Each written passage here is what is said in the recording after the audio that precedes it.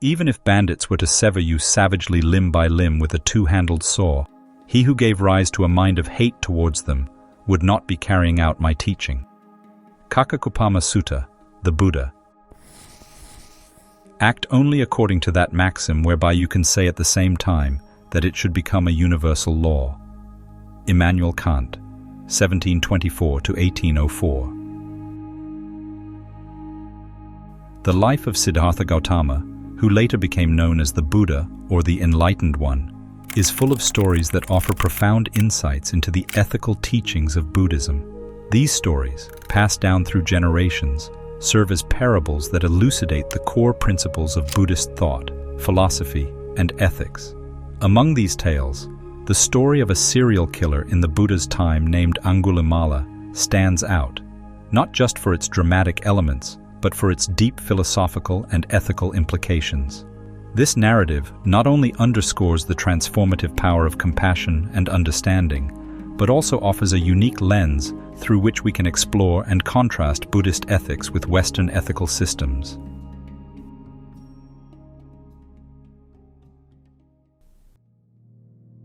Before we begin the tale of Aṅgulimāla, it's essential to understand the man who would become the Buddha. Born into royalty, Siddhartha Gautama's life was one of luxury and privilege. However, a series of encounters with the harsh realities of life, old age, sickness, death, and asceticism, led him to renounce his life as a prince to search for answers to the suffering inherent in human existence. After years of rigorous ascetic practices and meditation, he attained enlightenment under the Bodhi tree, thereby becoming the Buddha. His teachings, known as the Dharma, revolve around the Four Noble Truths and the Eightfold Path. These, as we shall see, lay the groundwork for Buddhist ethics.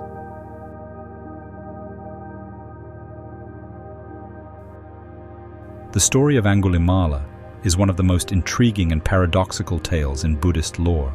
It is a story that begins with hope and potential, only to spiral into darkness, horror, and terror, before ultimately finding redemption. Aṅgulimāla, a name that sends shivers down the spine of those familiar with his tale, translates to garland of fingers. This chilling name was a reflection of a macabre ritual. After each kill, he would sever a finger from his victim, adding it to a grotesque necklace that served as evidence of his deeds. However, the man who would become Aṅgulimāla started life with a different name and a vastly different destiny. Born as Ahimsaka, which ironically means the harmless one, he was the embodiment of promise and intellect. As a young student at the prestigious Takshashila University, one of the ancient world's foremost centers of learning, Ahimsaka's brilliance was evident. His keen intellect and dedication made him a favorite among his teachers and the pride of his peers. The future seemed bright for this young scholar, and greatness appeared to be his destiny. However, a series of misunderstandings, fueled by jealousy and deception, created a rift between Ahimsaka and his teacher. In a tragic turn of events, this teacher, who had once lauded Ahimsaka's scholarship, set him a sinister task: to kill 1,000 people and present their fingers as a symbol of his loyalty and dedication. It was a task that would transform the promising student into a figure of fear and dread. Blinded by a distorted sense of duty and a desire to regain his teacher's favor, Ahimsaka began his grim mission.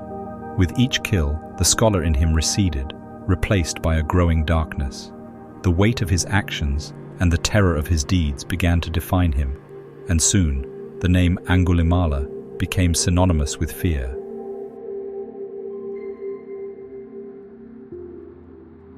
The meeting between the Buddha and Aṅgulimāla is a remarkable episode in Buddhism that underscores the transformative power of compassion, wisdom, and enlightenment. It is a story that exemplifies the profound impact of the Buddha's teachings on even the most hardened hearts. The Buddha's reputation, becoming known throughout India, reached Angulimala, sparking his curiosity. How could one man be so different from the countless others he had encountered? What made the Buddha so special? These questions gnawed at Angulimala, sowing the seeds of doubt in his violent path. The turning point in Angulimala's life came one day, when he encountered a pregnant woman writhing in agony. She was on the brink of childbirth, desperately seeking help. Angulimala, notorious for his mercilessness, was initially uninterested in her plight, but something within him stirred. Seeing her suffering and realizing the gravity of her situation, Aṅgulimāla was suddenly and unexpectedly overcome by compassion. Aṅgulimāla helped the woman deliver her child, saving both her life and her baby's. This act of compassion profoundly affected Aṅgulimāla. It was as if a veil had been lifted from his eyes, revealing the true extent of his atrocities. Now, however, the terrible weight of his past actions would not leave his thoughts and began to torture him. As Aṅgulimāla was on the hunt for his next victim, completely by chance he encountered the Buddha, who was walking alone on the outskirts of Savatthi. Unaware of the identity of his potential victim, Aṅgulimāla approached the Buddha with the intent to kill him and add his finger to his grisly collection. As Aṅgulimāla got closer to the Buddha, he was astounded by the peaceful aura and unwavering composure of his intended victim. The Buddha emanated an aura of compassion and tranquility. Something very strange happened. Aṅgulimāla found himself unable to catch up with the Buddha, no matter how fast he ran. Exhausted and bewildered, he cried out, "Stop, monk, stop!" The Buddha turned to him and uttered words that would change Aṅgulimāla's life forever. "I have stopped, Aṅgulimāla. It is you who now must stop." Suddenly overwhelmed by guilt and remorse, Aṅgulimāla fell at the Buddha's feet, confessing his sins and expressing his deep desire to change his ways. The Buddha, exemplifying his boundless compassion, accepted Aṅgulimāla's plea for redemption. Under the guidance of the Buddha, Aṅgulimāla began his journey of transformation. Aṅgulimāla renounced violence and took refuge in the Triple Gem, the Buddha, the Dharma, the teachings, and the Sangha, the community of practitioners. Aṅgulimāla became a devoted disciple, diligently practicing meditation and mindfulness. Aṅgulimāla's decision to mend his ways was not without challenges.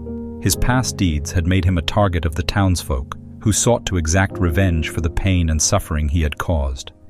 As Aṅgulimāla walked the path of redemption, he faced stones thrown at him, insults hurled, and physical harm inflicted upon him by those who could not forgive or forget his past. Yet, he endured these trials with equanimity, never returning to his violent ways. Aṅgulimāla's commitment to the path of righteousness bore fruit. Through dedicated practice and unwavering determination, he achieved a state of profound inner peace and wisdom. Aṅgulimāla became one of the Buddha's most devoted and enlightened disciples. Aṅgulimāla's transformation was so profound that it became the stuff of legend. His story is recounted in the Angulimala Sutta, one of the texts in the Buddhist canon. But perhaps the most miraculous aspect of Aṅgulimāla's transformation was his ability to inspire others. He became a symbol of the power of redemption and the potential for change, no matter how dire one's past may be. People who had once feared and reviled him now sought his guidance and support in their own spiritual journeys. The story of Aṅgulimāla is a vivid illustration of several core Buddhist ethical principles. Ahimsa, non-violence. The Buddha's non-confrontational approach exemplifies the principle of ahimsa.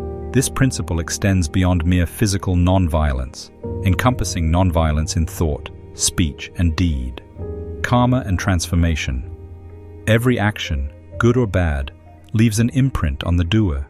Angulimala's transformation underscores the Buddhist belief that while past actions shape the present, sincere effort can change one's future trajectory. Angulimala's transformation from a serial killer to a monk exemplifies the Buddhist belief in the potential for change. Past actions shape the present, but sincere effort can alter one's future trajectory. Understanding impermanence. Buddhism teaches the impermanence of all things, including life itself. This understanding of impermanence serves as a reminder of the transient nature of existence, influencing ethical decision-making by emphasizing the futility of attachment to worldly pursuits, such as Angulimala's desire to impress and gain the favor of his teacher. Compassion. The Buddha's decision to approach Angulimala, despite his notoriety, highlights the importance of compassion in Buddhist ethics. This compassion isn't selective, it's extended to all beings, irrespective of their past actions. Compassion lies at the heart of Buddhist ethics. The Buddha's decision to approach Angulimala despite his notorious reputation, demonstrates the importance of compassion in Buddhist teachings. This compassion is universal, extended to all beings, irrespective of their past actions. To gain a deeper understanding of the ethical implications of Angulimala's tale, it is instructive to contrast Buddhist ethics with prominent Western ethical systems. Deontological ethics. This approach is at the heart of Western ethics. It is most often associated with the philosopher Immanuel Kant. Kant suggests that our rules for life or ethics are best formed, not in the moment of ethical decision, but rather in quieter moments, outside the existing event, that is deontological, when we can come to summary judgment on the best and most correct action. For example, if we decide that it is absolutely wrong to kill, we would never kill no matter the situation, ever kill. This is how laws are decided in the West, and increasingly in the contemporary East, rationally and prior to the actual transgression or act. Buddhist ethics, on the other hand, does not rely on priorly accepted or decided rules, but rather seeks to understand the root causes of transgressive action and to offer a path to redemption and transformation through the cultivation of compassion and self-reflection. Utilitarian ethics. This system evaluates actions based on their consequences. Proposed by thinkers like John Stuart Mill, it seeks the greatest good for the greatest number. Angulimala's actions, causing immense suffering, would be deemed wrong from a utilitarian perspective, and utilitarianism ethics would critique the Buddha's compassionate approach as risking too many for one individual.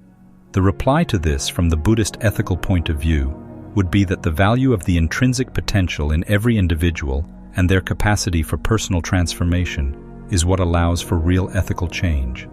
From a utilitarian standpoint, the Buddha's decision to approach Angulimala might be questioned for potentially endangering others in the process. However, Buddhist ethics prioritize the individual's potential for change and the alleviation of suffering, emphasizing the importance of compassion even in the face of grave wrongdoing.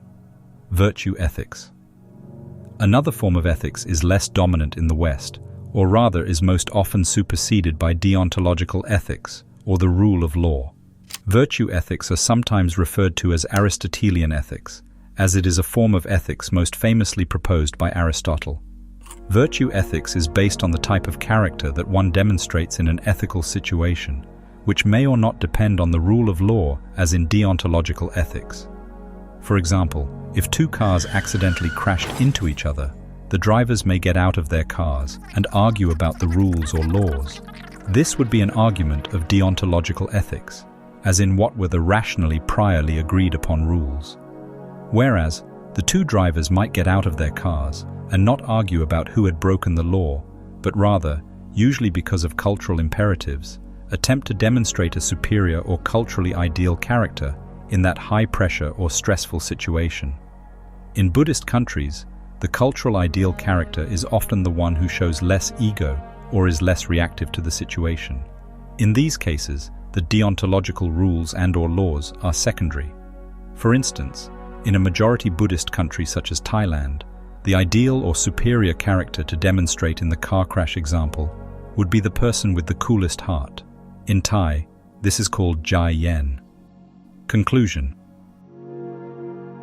From these examples between Western and Eastern forms of ethics, we can see more clearly the way in which the Buddha was able to transform not just the wrong action of Angulimala, but his very character and person. In a deontological or even utilitarian form of ethics, Angulimala's terrible deeds would be seen as a breaking of the law. In these systems, the way in which to return someone to the law, or the keeping of the rules, is through punishment. The problem often with these ethical systems is they do not change the person at their core. Rather, as if most often the case, these punishments, such as jail or confinement, brutalize the person and only serve to make the person worse, or even likely in the future to take it out on society. The Buddha's approach with Angulimala, and Buddhist ethics more generally, is not about punishing the person, but rather changing the one's understanding and insight into the world, and therefore their very person. Buddhism teaches that through the training of attention, for example mindfulness and meditation, we can gain true insight into reality, the impermanence of all things, and the radical nature of the self. With the cultivating of these insights, there arises a letting go of grasping and desire, and a subsequent empathy and compassion for all beings. It is from this radical change at our core that right and ethical action flows, naturally and without the need to fear punishment, as it did ultimately for Angulimala, who made one of the most extraordinary journeys in the history of the world. From serial killer to enlightened being,